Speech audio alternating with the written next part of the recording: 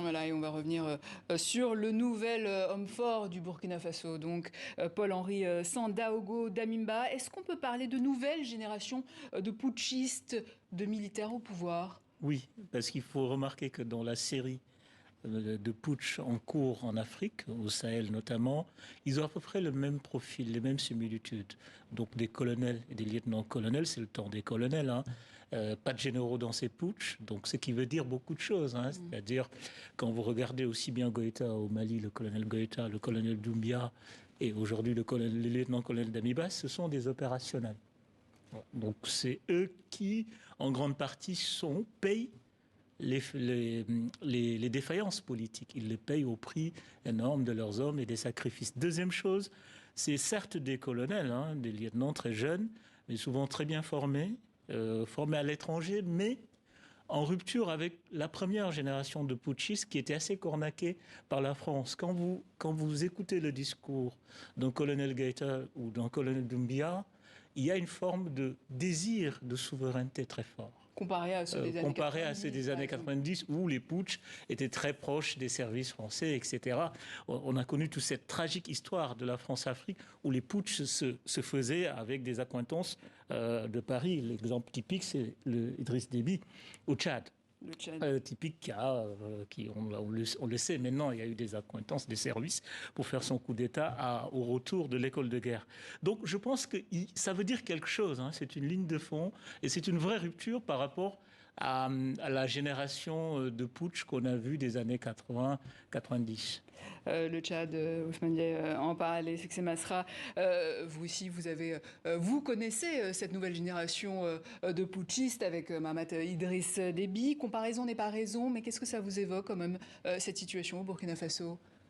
Tout est parti du Tchad et je crois que ce qu'il faut dire que les peuples tchadiens épousent en général, c'est que l'avenir de l'Afrique, c'est dans la démocratie et dans le leadership serviteur. L'un ne peut pas aller sans l'autre. Il faut des résultats sur les questions de développement, il faut des résultats sur les questions de sécurité. Le Tchad, comme le Burkina, comme le Sahel, comme l'Afrique, a besoin d'être sur ses deux jambes. Ça, c'est le chemin d'avenir. Et c'est parce qu'il y a cette faille sécuritaire que... Absolument. Il y a Et eu des puis, putschs. ça doit amener chacun à s'interroger. L'Union africaine en premier, qui, je l'avais dit, est venue s'enterrer au Tchad. C'est peut-être au Tchad qu'il faut repartir, se déterrer, pour se projeter vers l'avenir. Parce que nous avions annoncé, à l'époque, en rencontrant l'Union africaine avant sa décision, que si le coup d'État au Tchad était entériné, eh bien, ça ouvrirait les voies. Nous aurions aimé ne pas avoir raison. Aujourd'hui, l'histoire nous donne raison, mais ça doit amener tout le monde, y compris les partenaires historiques de notre pays, à réinterroger l'efficacité des politiques, y compris sécuritaires, dans l'ensemble de ces pays.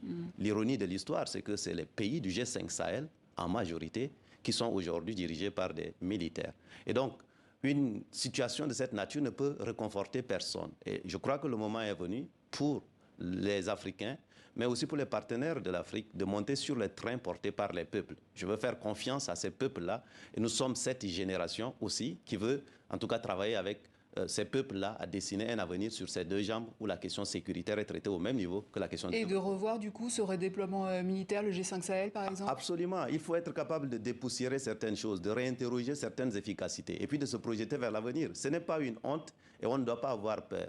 Faire une erreur peut être humaine, persister dans l'erreur peut être diabolique. Et je crois que le chemin d'avenir, c'est justement que des militaires servent les questions sécuritaires et que les politiques et l'ensemble de la société s'occupent aussi des questions à la fois de développement et des questions de sécurité. Ça, c'est le chemin d'avenir. Et aujourd'hui, ces coups d'État qui nous font en réalité repartir longtemps derrière, mais ça rend compte d'un diagnostic parfois approuvé par les populations. Ce n'est pas la même situation au Tchad ou dans les autres pays, et je crois que la Oui, c'est distinction a ça. été Il y a faite tout cette à l'heure. faille sécuritaire, mais il y a aussi ce soutien populaire qui explique ce qui s'est passé au Burkina Faso. Oui, je pense que ça, c'est une tendance forte, importante, qui change de lecture. Je pense qu'il faut tenir compte de la dernière série de coups d'État au Sahel qu'on a eu. C'est-à-dire, certes, c'est les militaires qui arrivent au pouvoir, mais c'est le parachèvement d'une contestation de la société civile et de l'opposition politique. Aussi bien au Mali qu'au Burkina, la société civile, en tout cas une grande partie de la société civile, une partie de l'opposition demandait le départ du président Roch-Marc Kaboré.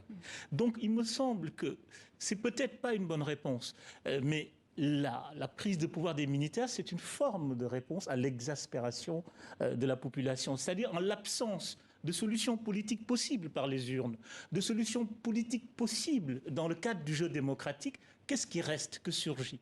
Les militaires viennent aussi bien dans le cas du Mali, dans le cas de la Guinée, aujourd'hui dans le cas du Burkina, parachever, en tout cas être une forme de solution, je ne dis pas bonne, mais de solution pour déverrouiller le système politique. Au fond, la grande question qui se pose, et c'est là où on est toujours étonné par ce réflexe mécanique et pavlovien de condamnation des organisations internationales qui sont problématiques parce que pendant ce temps-là... La CEDEAO, par exemple. La CEDEAO a condamné, l'ONU a condamné, etc. Ils condamnent le principe. On condamne sur le principe. Maintenant, la réalité des peuples. La réalité des peuples, c'est que ces coups d'État-là ne sont même pas condamnés par les organisations des droits de l'homme de ces pays-là et des forces politiques organisées ne les condamnent plus. C'est-à-dire la vraie question qu'il faut se poser, comment se fait-il dans le cas du Burkina, par exemple, qu'il y a 5 ans de cela, enfin en 2015, quand le coup d'État du général Diendéré, le second coup d'État arrive, c'est la population qui descend dans la rue, qui empêche le coup d'État. Comment se fait-il que 5 ans plus tard, il y a une volonté même de pousser l'armée à faire un coup d'État? Pour moi, c'est cela la vraie question, c'est cela la nouvelle rupture. Aujourd'hui, le réflexe versus pouvoir militaire, pouvoir civil, ne fonctionne plus dans la réalité. Parce qu'au fond, les pouvoirs civils, leurs légitimités sont très contestables. Il faut quand même rappeler, et c'est très important, que le président Kaboré a été élu, certes, par une élection, mais une élection qui n'a pas été organisée sur la moitié du pays. Quelle est la légitimité démocratique? Parce que si on élargit la condamnation du point de vue démocratique, il faut aller jusque là-bas. On parlait du G5 Sahel tout à l'heure, mais il y a aussi la France. La France, dans tout ça, peut-elle rester au Sahel dans ce contexte? C'est aussi la question qui se pose aujourd'hui. En tout cas, si à Ouagadougou, le lieutenant-colonel Damida est sur la même ligne politique que son homologue, le colonel malien Assimi Goïta, la situation va être intenable pour la France. Il faut toujours se rappeler, dans le cadre du G5 Sahel, le G5 Sahel qui est cornaqué par la France, c'est la France qui a l'initiative, quand il y a eu le premier putsch du Mali, il a été question d'exclure le Mali. Mais aujourd'hui, on se retrouve paradoxalement, 2 ans plus tard, que tous les pays du G5 Sahel, hormis le Niger, c'est un militaire à la tête. Qu'est-ce qu'on fait, en fait? Je pense qu'il y a une impasse politique, il y a une impasse stratégique, et ce coup d'État nous le rappelle au Sahel. La France est dans une impasse parce que les réponses qu'elle promeut, les réponses qu'elle pose ne correspondent plus à la réalité du terrain. Aujourd'hui, la dernière intervention du président français sur la question du Sahel, il a posé la question du redimensionnement. Alors que le pouvoir à Bamako, une bonne partie de la société civile pose tout simplement la question du départ. Donc les deux questions en France et en Afrique, on ne pose pas la même question sur le même problème. Et on y reviendra dans nos prochaines éditions sur cette situation au Burkina Faso. Voilà donc ce que l'on pouvait dire sur ce coup d'État militaire. Merci Ousmane Diaye pour votre éclairage. Succès